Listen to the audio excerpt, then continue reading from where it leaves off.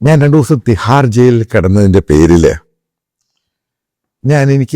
ഞാൻ പിന്നെ പല ആവർത്തിയും പല സമയത്തും സമയം കിട്ടുമ്പോഴൊക്കെ ജയിലിൽ പോകാറുണ്ട്. കാരണം അവിടുത്തെ ഓഫീഷ്യൽസുമായിട്ടൊരു ബന്ധം ഉണ്ടാക്കിയിട്ടുണ്ട്. അപ്പം അത് മനസ്സിലാക്കാൻ സാധിച്ച 2 ദിവസം കിടന്നപ്പോഴേ ഇവരൊക്കെ തെറ്റുകാരും കുറ്റക്കാരും ഒക്കെയാണ്. പക്ഷെ നമ്മളതിൻ്റെ ഡീപ്പിലോട്ട് ഇറങ്ങി നോക്കുമ്പോൾ മനസ്സിലാകുന്ന പലതുമുണ്ട്. അതായത് ഈ ജീവപര്യന്തം തടവ്, 10 വർഷം 15 വർഷമൊക്കെ തടവ്. ഇവരെയൊക്കെ സ്റ്റഡി ചെയ്യുമ്പോൾ, കാരണം പിന്നെ ഇവരുടെ പ്രതീക്ഷ എന്ന് പറയുന്ന സംഭവം പൂർണ്ണമായിട്ടും അങ്ങ് പോകും എന്ന് പറയുമ്പോൾ നമ്മൾ ചെറിയ കാര്യമല്ല ഈ പറയുന്നത്. ഇവരൊക്കെ ആ ഒരു സന്ദർഭത്തിൽ അത് ഉണ്ടായിപ്പോയി ക്രിമിനൽസാണ്. അപ്പം അതുമായിട്ട് ബന്ധപ്പെട്ട് എനിക്ക് പലതും പറയാനുണ്ട്. ഉറപ്പായിട്ടും അത് കേരളത്തിലെ ഈഴവ സംഘടനയുടെ വെള്ളാപ്പള്ളി നടേശനും അറിഞ്ഞിരിക്കണം. മറ്റു ഈ വീഡിയോ കേൾക്കുന്നവരൊക്കെ ഇതിനെപ്പറ്റി ഒരു സ്റ്റഡി ചെയ്യുന്നു നല്ലത്. ഇവരൊക്കെ മനുഷ്യരാണ്. ഇവർക്ക് തെറ്റ് പറ്റിപ്പോയി. തെറ്റ് പലർക്കും പറ്റാം. പക്ഷെ ഇവരും ചെയ്ത തെറ്റൽപ്പോൾ ക്രൂരമായിപ്പോയി. അന്നത്തെ ഒരു സന്ദർഭത്തിൽ ചിലപ്പോൾ മദ്യം കഴിച്ച് ചെയ്യാം, അല്ലെങ്കിൽ ഡ്രഗ് കഴിച്ച് ചെയ്യാം, എന്തെങ്കിലും പ്രകോപനം ഉണ്ടായി അതിൻ്റെ പേരിൽ ചെയ്യാം. ഞാനീ പറയുന്നത് തീവ്രവാദ ആ കേസുകളെ പറ്റിയല്ല പറയുന്നത്. ഇപ്പം ഇന്ത്യയുടെ പല ജയിലിലും, അതായത് ഞാൻ തിരുവനന്തപുരത്ത് അവിടെ ആ ജയിലിൽ തന്നെ ഞാൻ 2-3 പ്രാവശ്യം പോയിട്ടുണ്ട്. ഞാൻ ചിലപ്പോൾ സമയം കിട്ടുമ്പോൾ പല ജയിലുകളിൽ പോയി പെർമിഷനൊക്കെ എടുത്തിട്ട് ഈ തടവുകാരുമായിട്ട് ഒരു ടൈമിംഗ് തരും. ആ സമയത്ത് ഇവരുമായിട്ട് ഇൻട്രാക്ട് ചെയ്യാൻ പോകും. ഇവരെ കൗൺസിലിങ്, ഇവർക്ക് സംഭവങ്ങളൊക്കെ പറഞ്ഞു കൊടുക്കാൻ പോകുമ്പോഴും ഈ റിമാൻഡ് പ്രതികളിൽ ഞാൻ കണ്ട ഒരു ഏറ്റവും വലിയ സംഭവം എന്ന് പറയുന്നത്, ഈ ഒന്നും അറിയാത്ത തീവ്രവാദ കേസുകളിൽ പഴയ ഗവൺമെന്റും ചില പോലീസുകാരും പിടിച്ചിട്ടിരിക്കുന്ന മുസ്ലിങ്ങളുണ്ട്. ഈ ചെറിയ ചായക്കടയും കച്ചവടമൊക്കെ നടത്തി. കാരണം ഗവൺമെന്റ് ആ സമയത്ത് പോലീസിന് ആരെങ്കിലും പിടിക്കട്ടോ, മുസ്ലിം പേരുള്ള ഒരുത്തിനങ്ങ് പിടിക്കുക. ചിലപ്പോൾ ഇവനെ കണ്ടു കാണും, അവൻ്റെ വീട്ടിൽ താമസിച്ച് കാണും. പിന്നീട് ഇവരെ റിമാൻഡ് തീർന്നു, ബെയിലെടുക്കണം. സത്യമായിട്ട് ഞാൻ പറയാം, ഈ ഫുഡാപ്പി കുണാപ്പന്മാർക്കൊക്കെ ഇത് അറിയാവുമെന്ന് എനിക്കറിയത്തില്ല. ഡൽഹിക്കകത്ത് തന്നെ ഏകദേശം 100-200 പേരുണ്ട്. അവർക്ക് റിമാൻഡും എല്ലാം കഴിഞ്ഞു.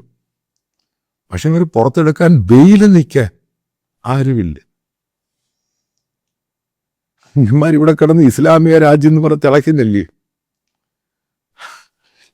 ഞാൻ പല ആൾക്കാരോട് ഇസ്ലാമിനുള്ള അവർ പല സംഘടനകളോട് ചോദിച്ചിട്ടുണ്ട്, നിങ്ങൾക്ക് ഇവരെ പുറത്തെടുത്തുകൂടാ? അവർ മാത്രം ദാസന ജയില്, ഉത്തർപ്രദേശിൽ ഡൽഹി പോർട്ടിൽ, ഹരിയാന ജയിലിൽ. നിങ്ങൾ പറയും ബി ജെ പി കൊണ്ടുവന്നതല്ല, പഴയ കോൺഗ്രസ്സുകാരും പിടിച്ചിട്ടേക്കുന്ന. ഗ്രൗണ്ട് റിയാലിറ്റി അനുസരിച്ച് ഞാൻ ചിലപ്പോൾ ഈ വീഡിയോ അല്പം നീണ്ടു നിൽക്കും, പക്ഷെ നിങ്ങളത് കേൾക്കണം. അപ്പം ഞാൻ ഈ 2 ദിവസം ഈ തെഹൽക്കയുടെ ആ കേസുമായിട്ട് ബന്ധപ്പെട്ട് എന്നെ പിടിച്ച് ജയിലിലിട്ട് കഴിഞ്ഞപ്പോഴേ ഒഫീഷ്യൽ സീക്രട്ട് ആക്ട്, ആ കേസൊക്കെ ഹൈക്കോടതി ആൾ ഊരെ കളഞ്ഞു. ഞാൻ പിന്നെ ഇവരെ സഹായിക്കാൻ തീരുമാനിച്ചു. എൻ്റെ 2-3 സുഹൃത്തുക്കളുണ്ട് ഡൽഹിയിലുള്ള ലോയേഴ്സ്. ഞാൻ കുറച്ച് പണം എൻ്റെ സൈഡിൽ നിന്നും എനിക്കറിയാവുന്ന 2-3 ആൾക്കാരുടെ സൈഡിൽ നിന്നും ഇവർക്ക്, കാരണം ഈ ലോയേഴ്സിന് ചെറിയ എമൗണ്ട് കൊടുക്കണം, എൻ്റെ അടുത്ത സുഹൃത്തുക്കൾ, എന്നാലും അവർ അപ്പിയർ ചെയ്യുന്നതല്ലേ. എന്നിട്ട് ബെയിലിനുള്ള ആൾക്കാരെ, അതവിടെ ഉള്ള ഒരു ദളിത് ലീഡറുണ്ട്, സുനിൽ സർദാർ. അപ്പോൾ പുള്ളിയോട് സംസാരിച്ചിട്ട് ഇഷ്ടംപോലെ ആൾക്കാർ വേണം ബെയിലിന്. അപ്പോൾ പുള്ളി അവിടുത്തെ വളരെ ആക്റ്റീവായിട്ട് ദളിത് ആക്ടിവിറ്റീസിൻ്റെ ഒരു ആക്ടിവിസ്റ്റാണ് പുള്ളി. എൻ്റെ നല്ല സുഹൃത്താണ്. പുള്ളി ഒരു സുവിശേഷകനും കൂടാണ്.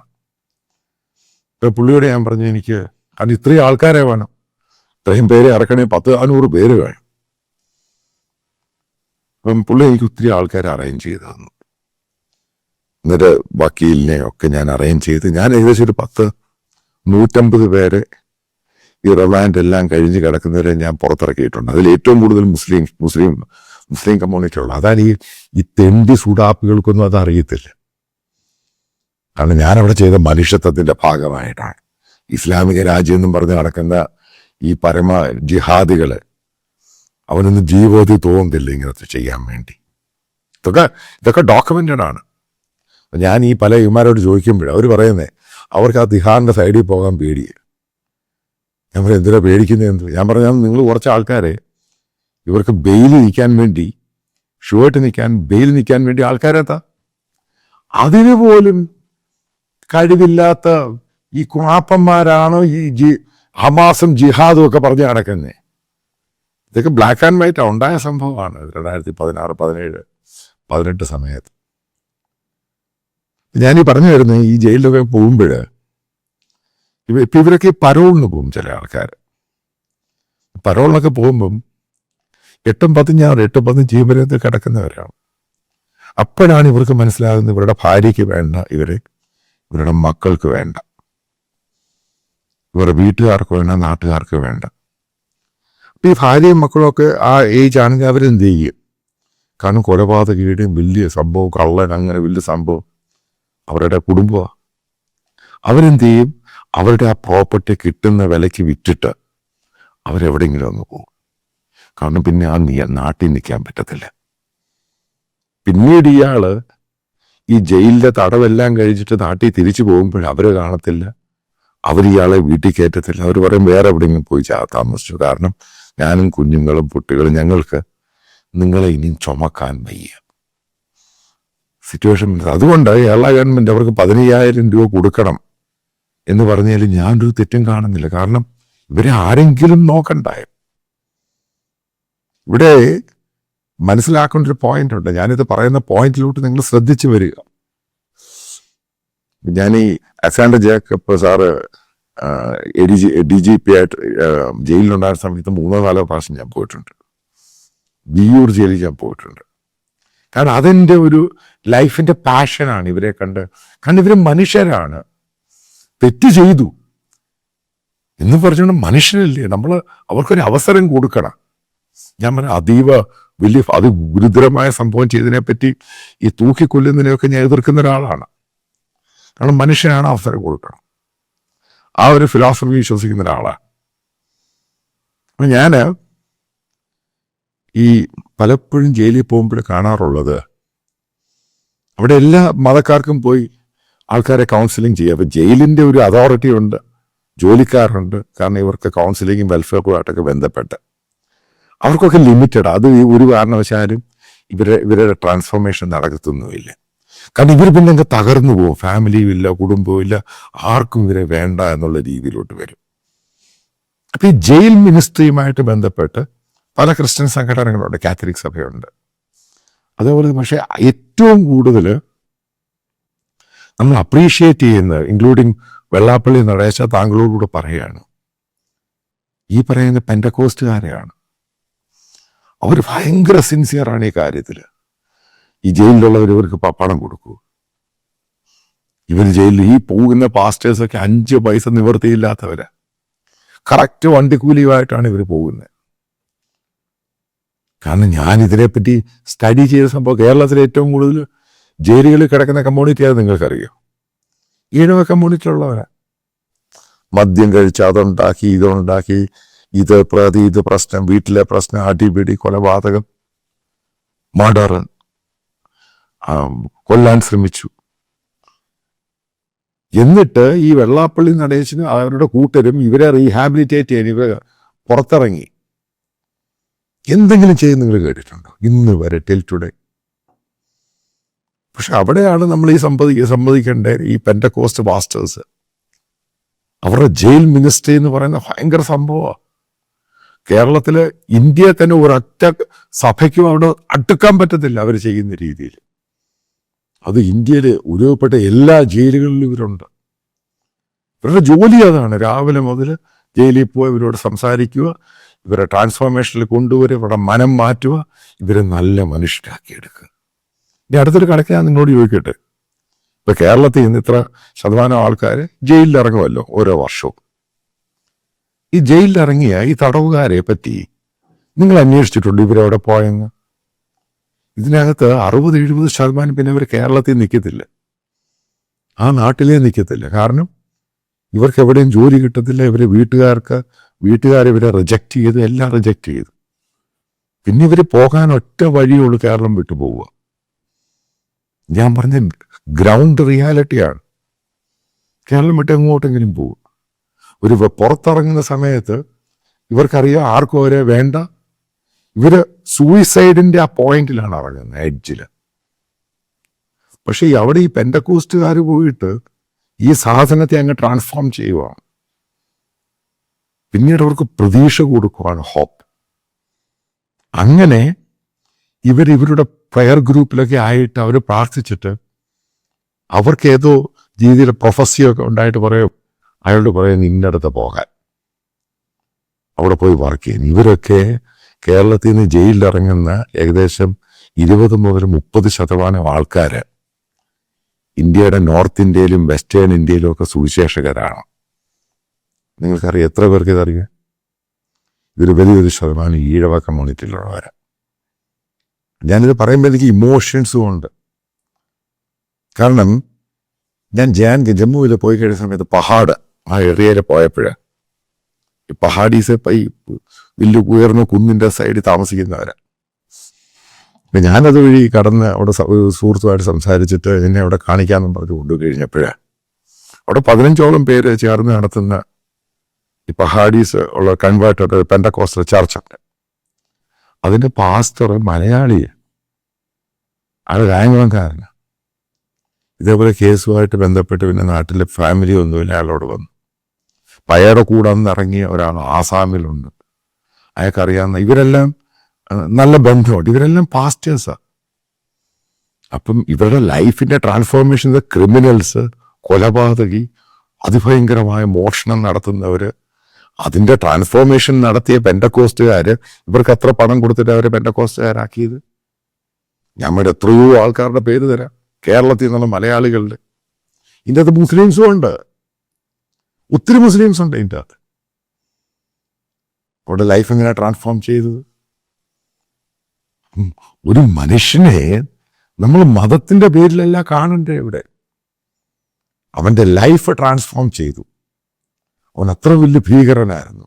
അവനെ ട്രാൻസ്ഫോം ചെയ്ത് ജനങ്ങൾക്ക് നന്മ രീതിയിൽ അവൻ പ്രവർത്തിക്കാൻ തുടങ്ങി. അവനെ പിന്നെ ആർക്കും വേണ്ടാതായി.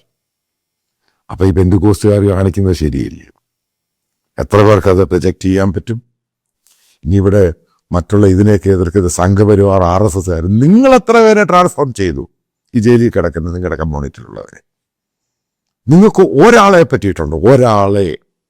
കാരണം നിങ്ങൾക്ക് പോകാമല്ലോ ജയിൽ മിനിസ്ട്രിയിൽ, നിങ്ങൾക്ക് ജയിലിൽ പോയിട്ട് ഇവരെ ട്രാൻസ്ഫോം ചെയ്ത് മാറ്റിയെടുക്കാൻ പറ്റുമല്ലോ.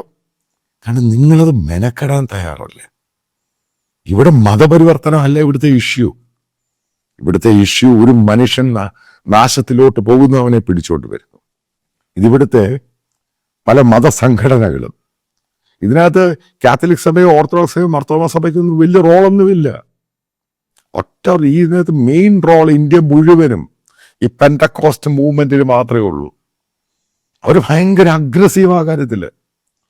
ഈ അതിനുമായിട്ട് ബന്ധപ്പെട്ട പല ആൾക്കാരെ എനിക്ക് പേഴ്സണലി അറിയാം. തിരുവനന്തപുരമായിട്ടും വിയ്യൂരുമായിട്ടും കണ്ണൂരുമായിട്ടും. ഇവരുടെ കയ്യിലൊക്കെ 5 പൈസയില്ല. എനിക്കറിയാവുന്നത് ഇവരുടെ കുടുംബത്തെയൊക്കെ.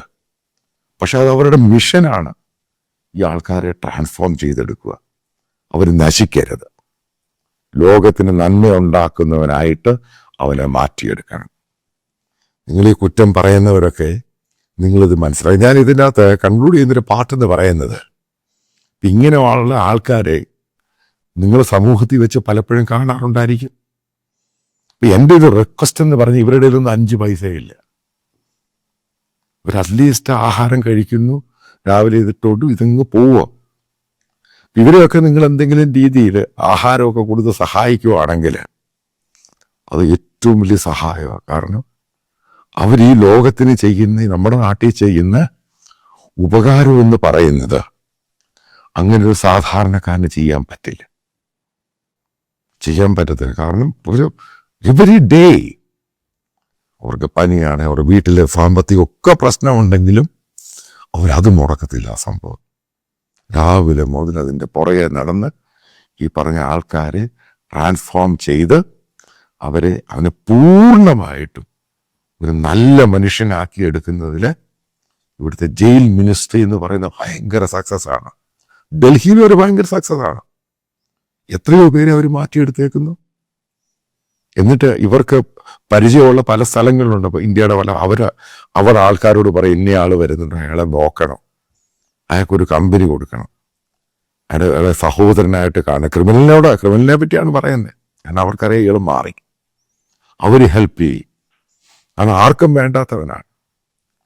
എൻ്റെ അകത്ത് ഗുഡ് സമരിറ്റൻ എന്ന് പറയുന്ന പോലെ ഇതിൻ്റെ ആ റിയാലിറ്റി, ഗ്രൗണ്ട് റിയാലിറ്റി നിങ്ങൾ സോഷ്യോളജി ഒക്കെ അറിയുമ്പോഴേ ഇതിനെപ്പറ്റി ഈ വെറുതെ വീഡിയോ കാണുമല്ലോ, നിങ്ങളും ഇതിനെപ്പറ്റി സ്റ്റഡി ചെയ്യണം.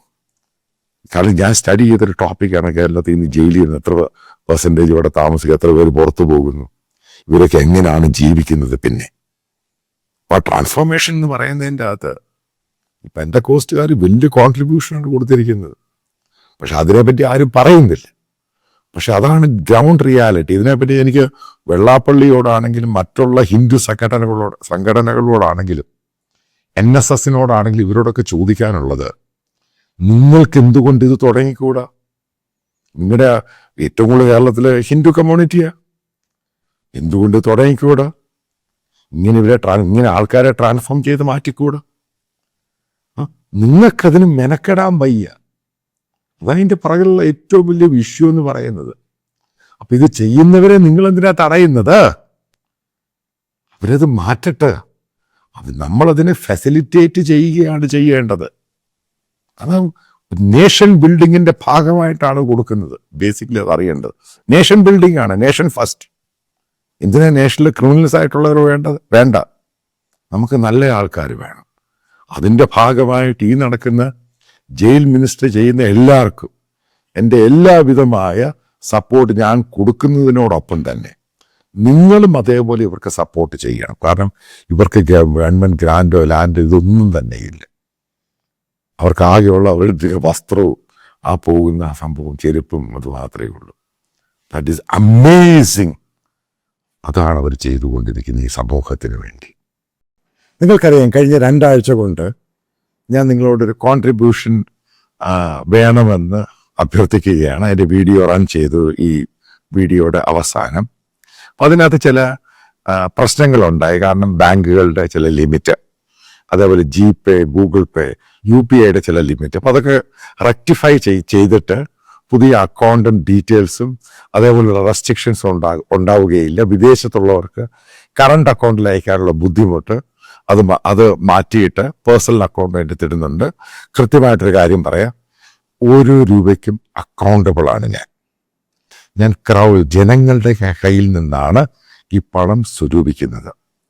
അജണ്ട ഒറ്റ സംഭവമേ ഉള്ളൂ.